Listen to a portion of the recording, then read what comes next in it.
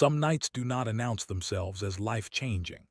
They arrive quietly, disguised as ordinary moments, hidden inside exhaustion, loneliness, and conversations that seem harmless at first. But every once in a while, life places you at the edge of something terrifying and beautiful at the same time. A moment where one question, one look, or one choice can shatter every wall you spent years building. The night that changed my life began like any other, but before it ended, I would be forced to confront something I had spent years avoiding. The possibility that even a broken heart might still be capable of loving again. The night changed everything before I even realized it was happening, because sometimes the most powerful moments arrive quietly wrapped in exhaustion, fear, and a hope we are almost too afraid to touch. I was standing at the edge of my own loneliness, convinced that love had already passed me by, when she looked at me with eyes full of vulnerability and courage, and asked something that would test every wall I had built around my heart. My name is Matthew Carter, and this happened in the United States, in a quiet corner of Ohio where winters feel long and hearts often feel even colder. I was 38, working late nights at a small manufacturing firm just outside Columbus, trying to rebuild a life that had collapsed after a divorce that left me emotionally hollow. Divorce changes you in ways people rarely talk about. People assume the hardest part is the paperwork, the arguments, the division of property, or the final signature that legally ends what once felt permanent. But for me, the hardest part came afterward in the silence, in the strange emptiness that settled into everyday life. I had loved once with everything I had, not cautiously, not halfway, completely. And when that marriage ended, it felt like something inside me had been stripped away, not all at once but slowly, quietly, piece by piece. At first, people around me tried to help. Friends invited me out, coworkers checked in, family called more often, but eventually life moved on for everyone else. That's the thing about pain. No matter how devastating it feels to you, the world doesn't stop spinning. It keeps moving. And after enough time, people stop asking if you're okay. They assume you are, even when you are. My days became mechanical. Wake up, go to work, come home, eat something that required minimal effort, sleep, repeat. Most nights ended the same way. I'd walk into my apartment, toss my keys onto the kitchen counter, loosen my tie, and stand in complete silence. No television, no conversation, no one asking how my day was, just quiet. The kind of quiet that starts outside you, then slowly settles inside. Microwave dinners became normal. So did eating alone. So did pretending I preferred solitude. The truth was uglier. I wasn't choosing isolation. I had simply stopped believing connection was worth the risk. I told myself I was healing, but really I was hiding. Then Sarah Mitchell entered my life. Not with fireworks, not with dramatic timing, no grand entrance, no cinematic moment, just presence, quiet, steady presence. She worked in the accounting department. She dressed simply, nothing flashy, nothing designed to attract attention. She spoke softly but never timidly. There was something deeply grounded about her, something calm that made people feel safe around her. She didn't demand attention. She earned it without trying. At first, she was just another coworker. A polite hello in the hallway, a brief exchange near the coffee machine, small conversations about work deadlines and office frustrations, nothing remarkable. And yet something about her stayed with me. It took time before I understood why. Sarah carried sadness, not openly, not dramatically, but it lived behind her eyes, a quiet grief. The kind only certain people recognize. Pain has a strange way of making itself visible to those who know its shape, and I knew that shape. There were moments I'd catch her staring out the window during lunch breaks, lost in thought. Not distracted exactly, more like carrying memories heavier than she ever let others see. I recognized that look because I had worn it myself. Eventually, I learned her story. She had lost her husband to a sudden illness 3 years earlier. No warning, no long goodbye. Just a cruel, abrupt ending that tore through the life they had built together. As if that loss weren't enough, tragedy struck again. Her sister passed away not long after, leaving behind a young son. Sarah stepped in without hesitation. She became his guardian, his caretaker, his anchor. Just like that, grief and responsibility collided. She was mourning two devastating losses while learning how to raise a child who had lost his mother. Life had not been gentle with her, not even close, and yet she never became bitter. That was what struck me most. She still moved through each day with grace, with patience, with quiet compassion. She remained kind in a world that had given her every reason not to be. That humbled me, because while I had allowed heartbreak to harden parts of me, Sarah somehow carried pain without letting it poison her spirit. The more I observed her, the more something shifted inside me. Not attraction, not at first, something deeper: respect, admiration, curiosity. I wanted to understand how someone could endure so much and still remain soft, still remain open, still remain human. And without realizing it, I began looking forward to the small moments we shared.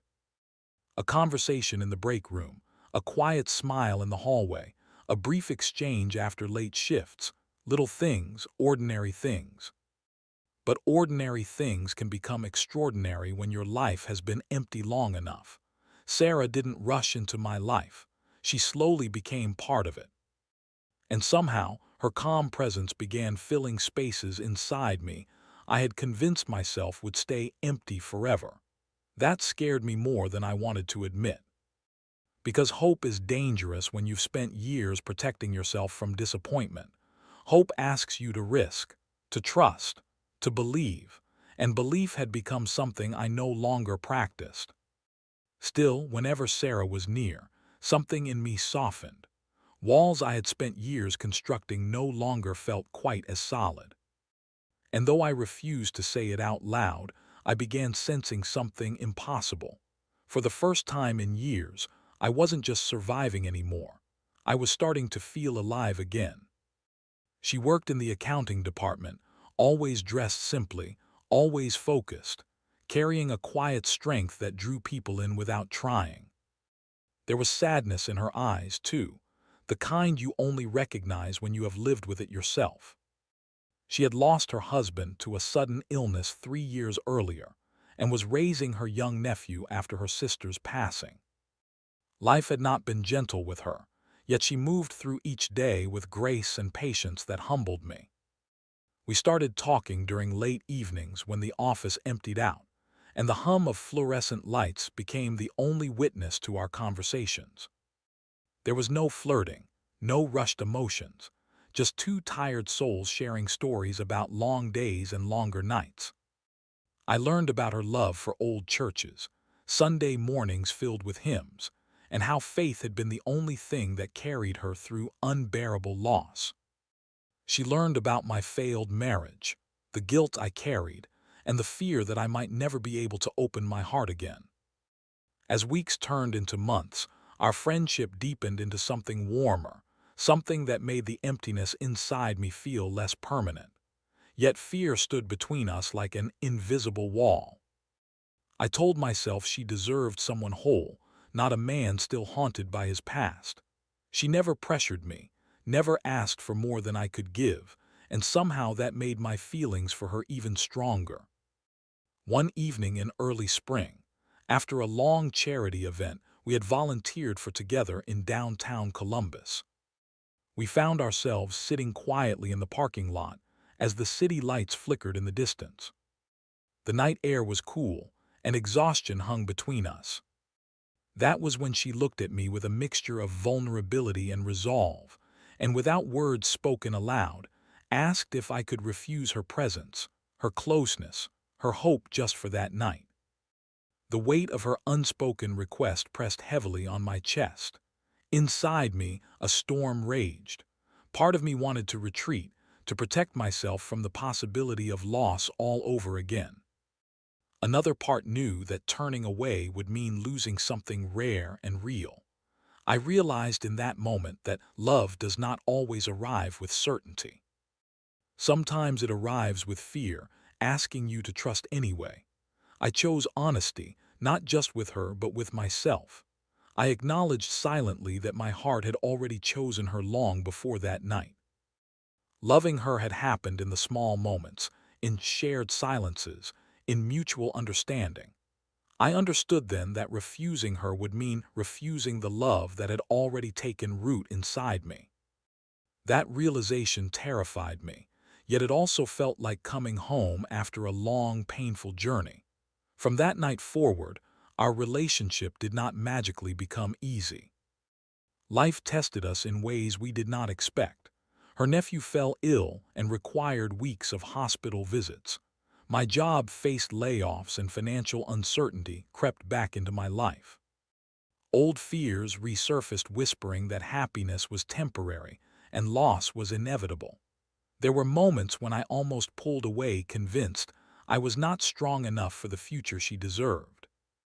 What changed everything was the way she stood beside me through every challenge, without demanding perfection. She reminded me through her actions that love was not about grand gestures, but about showing up when it mattered. I found myself praying again, something I had abandoned after my divorce, asking God not for guarantees but for courage. Months later, on a quiet Sunday morning, we sat together in a small church on the outskirts of town. Sunlight streamed through stained glass windows, painting the pews in soft colors. In that peaceful moment, I felt a sense of clarity I had not known in years.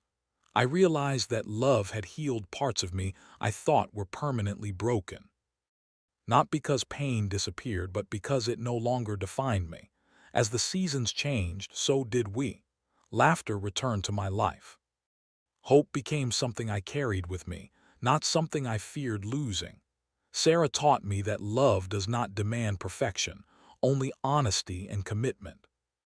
I learned that opening my heart again was not a weakness, but an act of faith. If you have ever been afraid to love again, afraid to trust after heartbreak, remember this story. Sometimes the bravest thing you can do is say yes to love when everything inside you is afraid. Before the ending, take a moment to comment below and share where you are watching from or what part of this story resonated with you the most. Your words might encourage someone else who is struggling silently. Today, as I look back on that night, I understand that love had already chosen me long before I chose it. It waited patiently while I wrestled with fear, and when I was finally ready, it welcomed me with open arms. If this story touched your heart even a little, please like the video, share it with someone who needs hope, and subscribe to the channel. Your support helps keep stories of faith, love, and second chances alive. Because sometimes all it takes is one brave moment to change a life forever.